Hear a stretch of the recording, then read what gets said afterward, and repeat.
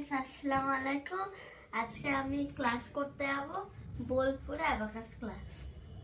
তো চললাম ক্লাস করতে, ঢুকে পড়লাম ক্লাসে। ক্লাস কিন্তু 2 ঘন্টা হয়।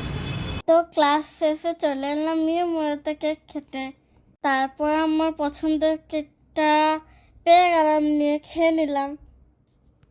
খেতেও খুব ভালো লাগলো, আরও অনেক কেকও দেখলাম।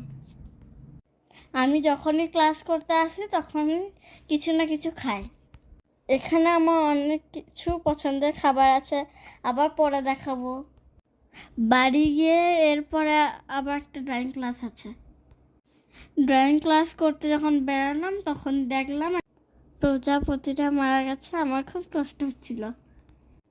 প্রচণ্ড রোদ গরমের জন্য প্রজাপতিটা মারা গেছে। প্রজাপতিটা খুব কিউট ছিল। যাই হোক, আমি মনে